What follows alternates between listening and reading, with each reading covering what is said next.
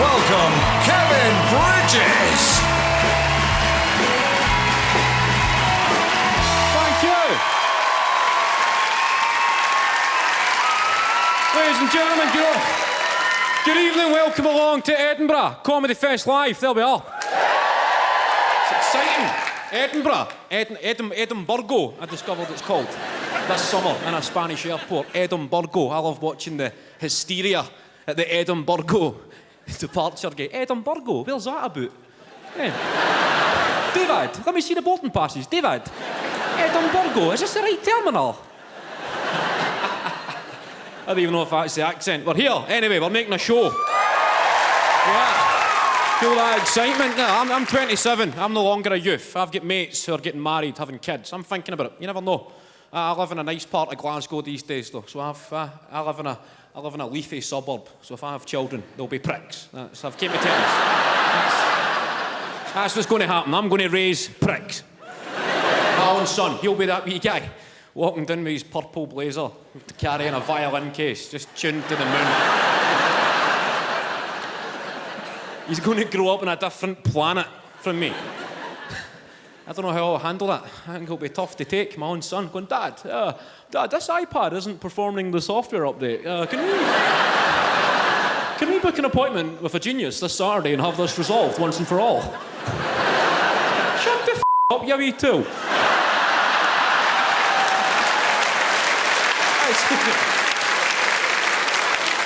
That's the kind of father I'll be. You can go upstairs, find my golf club, go outside and chop some jaggy nettles. How's that sound?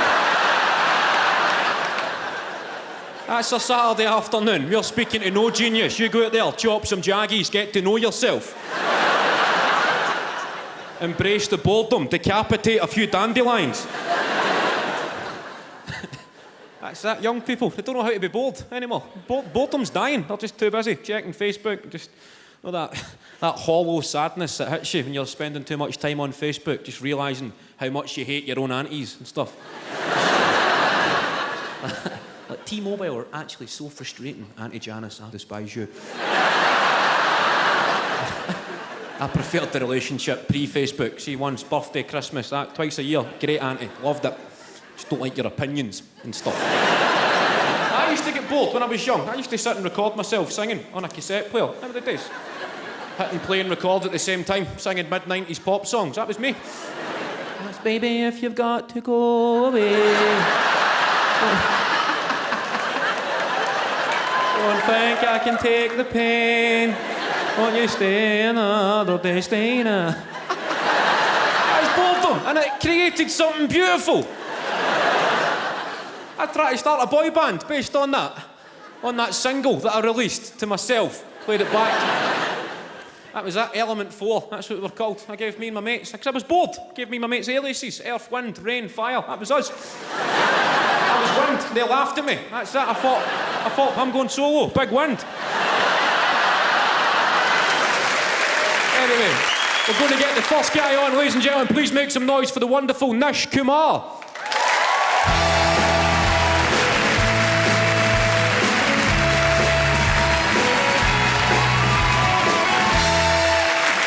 Good evening, ladies and gentlemen. My name is Nish. How are you? Good. I was born in London, but my parents were not. My parents come from India. Now, they come from a part of India called Kerala. This is a very interesting place. There's been a lot of immigration there in the last 600, 700 years. Vasco da Gama led a Portuguese delegation there. There's an indigenous Arab population. There's an indigenous Jewish population. And what's happened is all that diversity has crawled up and landed on my face because this is an ethnically ambiguous situation, okay? It looks like I've gone to a costume party dressed as everyone. And here's a little trick I can play with my face. It changes ethnicity depending on the angle at which you are looking at it. So watch this, it starts like this, going Arab, Arab, Arab, Arab, Arab, Jew, Brazilian. It's that kind of face. You might think, oh, Nish, that's nice. You embody the diversity of the global community. You're a true citizen of the modern world. Let me tell you, all that means is I get stopped at customs everywhere. I am a person of interest to absolutely everyone, and it doesn't matter if they see the British passport, because I've got a face that looks like it comes from the People's Arab Republic of Jewistan. But I'm very proud of being both British and Asian. It's very nice. I feel very proud of being a multicultural man. But very often people don't like you to be both. They like you to pick one and stick with it. And this pressure comes from both sides. Because Indian people who live in Britain have a word for people that they don't think are being Indian enough. And that word is coconut. Coconut because you're brown on the outside, white on the inside. Coconut because you're brown on the outside, white on the inside. Coconut because you're brown on the outside, white on the inside. Now, biologically, this is a crock of shit. Biologically, I'm brown on the outside, and then there's just a load of red and black crap. So I'm less a coconut, I'm more a Black Forest Gatto. Which, ironically, is exactly the sort of comment that led to me being labelled as a coconut. And the thing is, I make light of it now, but it really used to affect me until one day I was having a conversation with one of the kids who called me a coconut, and he was saying, "What are you doing over the Christmas holidays, Nish?" And I said, "Well, I'm going to India to visit my grandmother." And he said, "Ugh, why are you doing that?" It's like, she lives in India.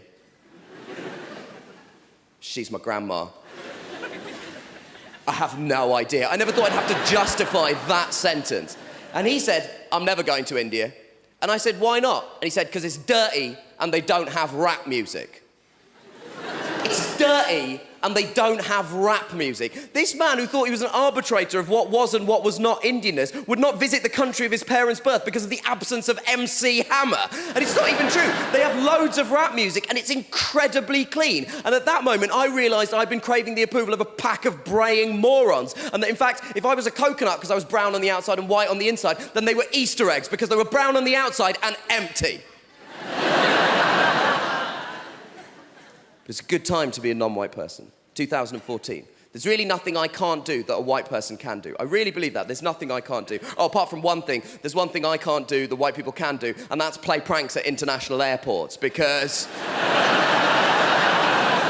that is not open to you when you have the voice of Downton but the face of Homeland. That is not...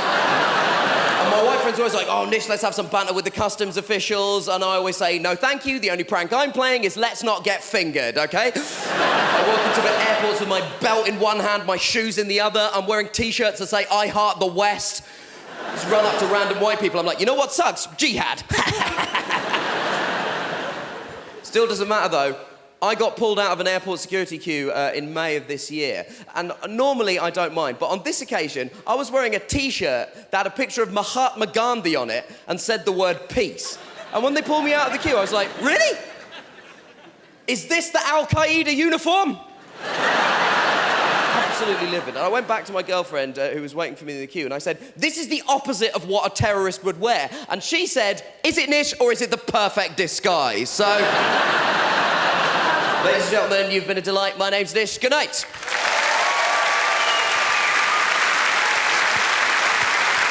Nish Kumar.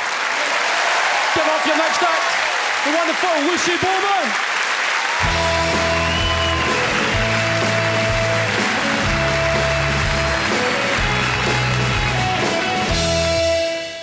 Hello. Now, some people have described me as quite odd. But I always say I'm not odd, I'm from Hull. Oh, got one in. But just to attune your ears to the accent, because it is quite strong, if you can repeat after me, "Oh no, there's snow on the road." And that's a severe weather warning. And the other one is, "Mamma mia." And that's telling your mother you've arrived.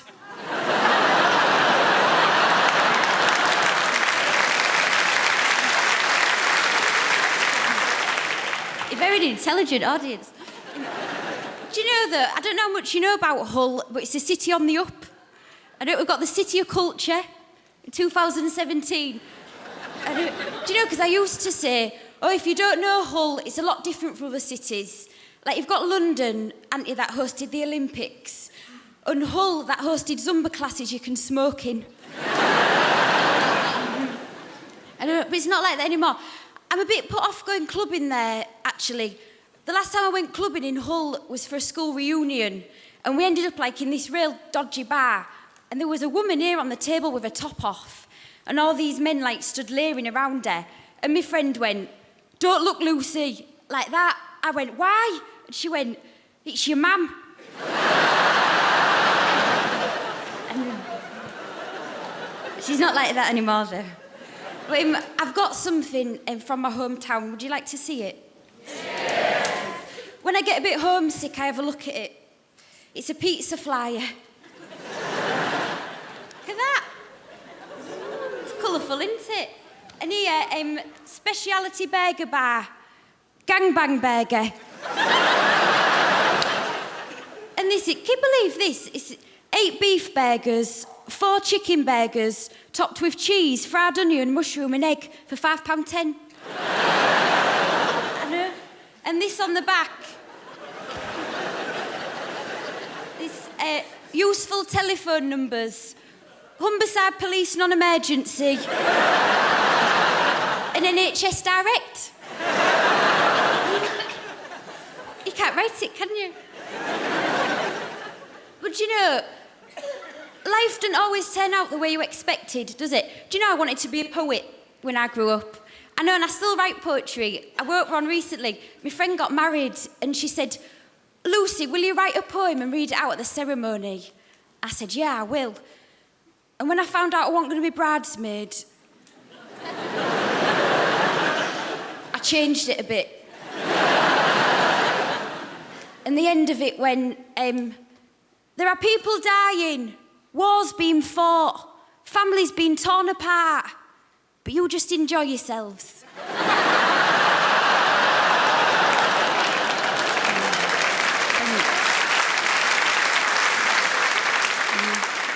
But do you know, isn't it funny how like some people find love and some people don't? Do you know my friend Jackie, she's been single now for about 10 years. And the thing is, she doesn't do herself any favours. Do you know, she was on an aeroplane going on holiday, and she said she went into the toilet and she walked in, and it was like, she said, "Mr. Whippy." Coming up, and she said it was horrific. So she came back out and she pulled her face and she sat back down, and then this gorgeous guy got up, who she'd seen earlier and she really wanted to talk to, and he did the same thing. He went in and he came back out and he pulled her face, and Jackie went to him, "I just did that." Thank you very much, thanks. Lucy Beaumont.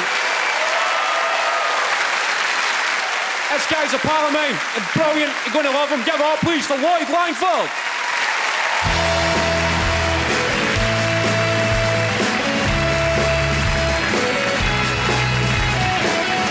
Hello, Edinburgh. It's good to be back. Nice to be here. You know, you travel around a lot doing stand-up. I was doing some gigs earlier on in the year. I was in a place called Carmarthen, right? And Carmarthen train station, they have platform 1, right?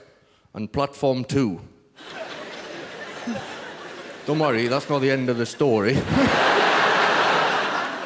Platform 1, platform 2. The really odd thing was there's no discernible way of getting from platform 1 to platform 2. There's no tunnel underneath the platforms or bridge over the platforms, right? I'm on platform 1, I need to be on platform 2. I'm quite a shy person, so I just awkwardly stood on platform 1 for like 10 minutes.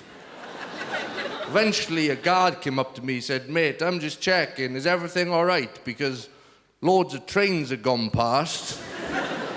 You haven't gotten any of them." I was like, "Well, I'm not suicidal, but I'm not happy." I'm in between, I guess. He's like, "What's the matter?" I said, "I'm just wondering, how do I get on to platform number 2? He went, "Simple. You just walk across the tracks." That's what he said. You just walk across the tracks. I was like, "What if there's a train coming?"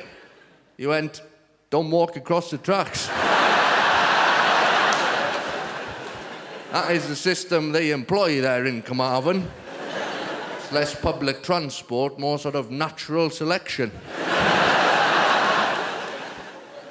I always seem to attract the nutter on the train, right? Like, I was on the train the other day, right? It went like one stop, this guy got on the train and he sat opposite me, right? I need to describe to you what he was wearing. He had a full pinstripe suit on, but the jacket was open at the front. He had a shirt on underneath, right, that was also open at the front. You could see his belly. On top of this, right, he was wearing a denim jacket that had been unbuttoned at the front. Top of the denim jacket, he was wearing a leather jacket that had been unzipped.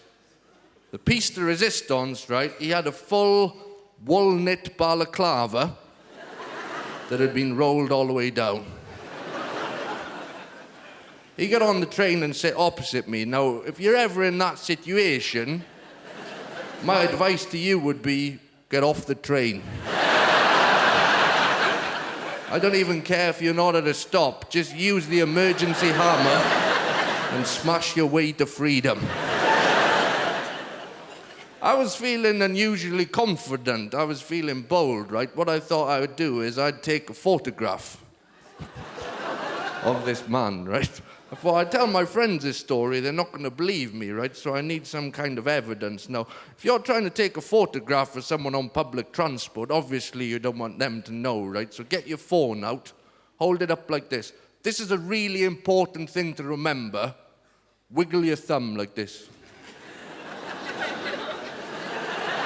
Anyone sat opposite you, it looks as if you're just sending a text message when in fact you're about to take a sneaky photograph. I got him in the middle of the frame, right? Exactly where I wanted him. Hit the button to take the photo.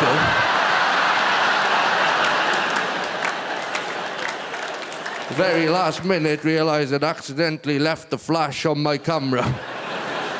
So what I'd done is, I'd sat opposite a proper psychopath and then blatantly taken a photograph of him. Then I realised the skill of his outfit. I'm like, he kicks the shit out of me. I go to the police. They're like, well, what was he wearing? I'm like, I hope you've recently sharpened your pencil. This guy was like a ninja onion. Thank you very much for listening to me. I've been Lloyd Langford. Take it easy. Thank you. Give up for Lloyd Langford. Next guys in our parliament, you're going to welcome as well. Make some noise for Clarke.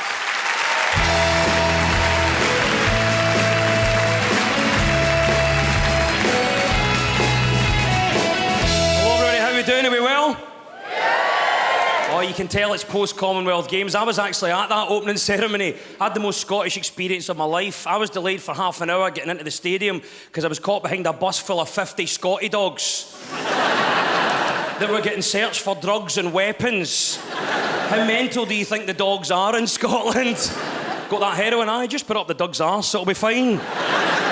The weird vision of watching big dogs sniffing wee dogs, that's odd. I've only ever seen that on specialist internet sites.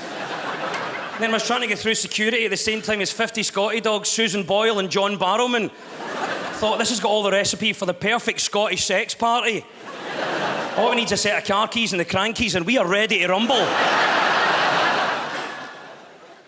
It was amazing. It was a great moment for Scotland. I love being from here. I'm from Glasgow. I've grown up with the name Desmond in Glasgow. That's no easy. I just bullied myself. It saved time. I grew up in the high-rise flats. My nickname at school was Lemonade because I lived 7 Up. That's not a lie. The Glaswegian banter, there you go. They call us the Ouija's, that's our nickname for Glasgow. How do you make a Ouija board? Take away his heroin, social problems. But people are so literal in this country as well, and it's nice that people don't give you any time of the day or believe that you're famous. I had a guy saddle up to me in a toilet when I'm at a urinal, look down and go, I recognise you for the radio. That's some wireless you've got, big man. Is that DAB? But I'm not a lad. I'm not a man's man. I can't do it. Trying to chat up girls, for me, there's a problem. And this has been the same since I was a kid. I'm chatting up a girl, and there's one conversation going on in my head, but there are several different words coming out of my mouth. So I'll chat up a girl and think, I'm in there. Why, you look wonderful tonight. You and I should be together. Maybe I could meet your family. I was 12, but you've got to start somewhere. That's what I'm thinking I'm saying. In reality, I'm going, I've got a stone in my pocket, do you want to touch it? It's a shiny one for the beach. You can see why girls ran a mile. It was the same when I started work in a supermarket. People come up and ask me an innocent question. Do you know where the beans are? They're inside my head. Touch it. Can I live in your house? This has always happened to me. Never the greatest in social situations. I remember going to Amsterdam. That was on my one and only ever stag do. Yeah, Amsterdam. Me and 7 computer programmer friends of mine.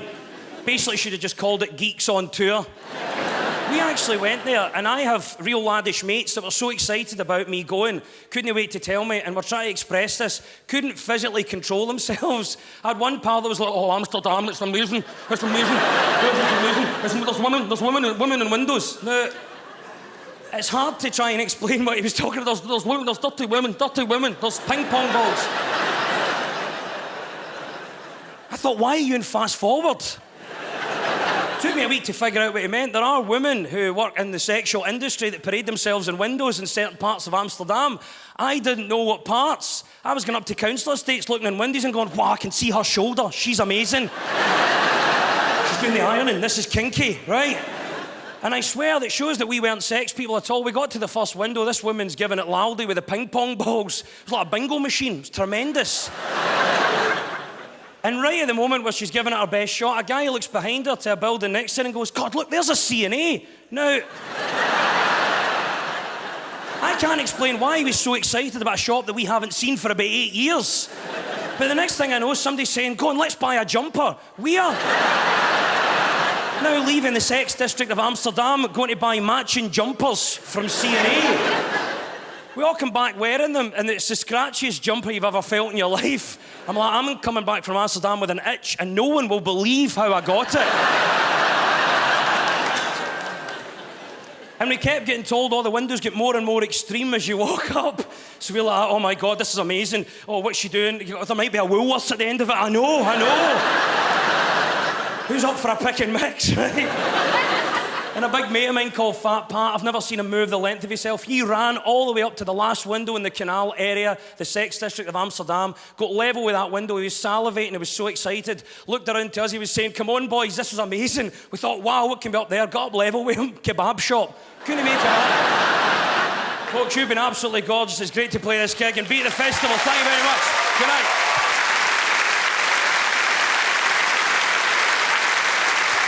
There's Clarke. Yes. Make some noise. That's time for the wonderful Andrew Ryan.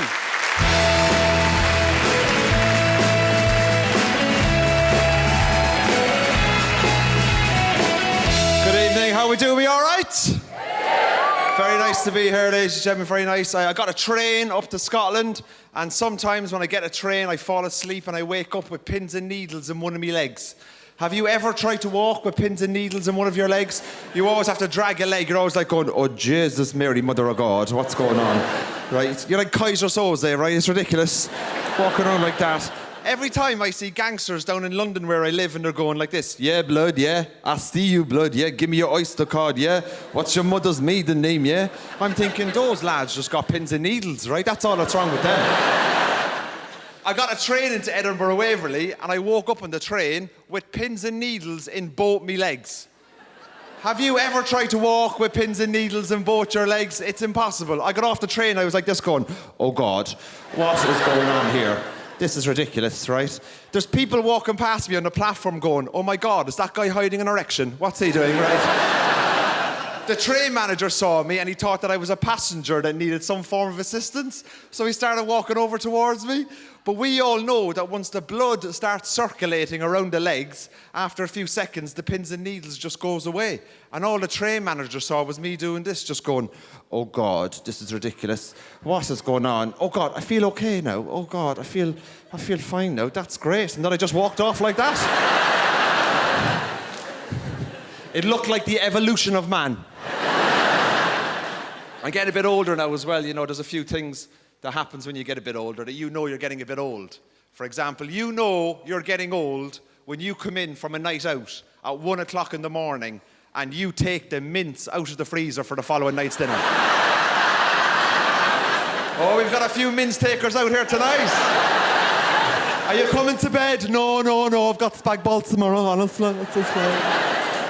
Because that's what it's like when you get to your 30s, you know, like it's all about planning for tomorrow, you know? When you're in your 20s, you're going out after work, you can turn up for work, you know, with a traffic cone on your head, kebab down the front. You're like, I was dangerous Dave out last night. When you get to your 30s, people are like, would you like to go for a drink? You're like, oh God, no, I've got a busy day next week, I need to stay in and prepare for that. I am trying to get be a bit of a better adult, you know, like I went to the bank recently and I said to them, I want to buy a house, you know, and they gave me, an amount of money that they said that they would lend me. So what I did was I Googled around Britain to see how far my money would go based on the area if I chose to live in the area. So in Edinburgh, I can afford to buy a 2-bedroom apartment on the outskirts of Edinburgh. Then I went down into England, into Manchester. I can buy a 2-bedroom house in Manchester. Then I went to Stoke in England. I can buy all of Stoke. Every last inch. They'll even make me mayor. That's how much investment they need in the area. Then I went to Milton Keynes. I can buy a 2-bedroom terrace house on the outskirts of Milton Keynes. And then I went into London. I can buy a small cappuccino.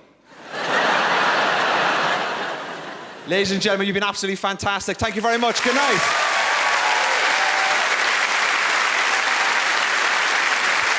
Give it up for Andrew Ryan.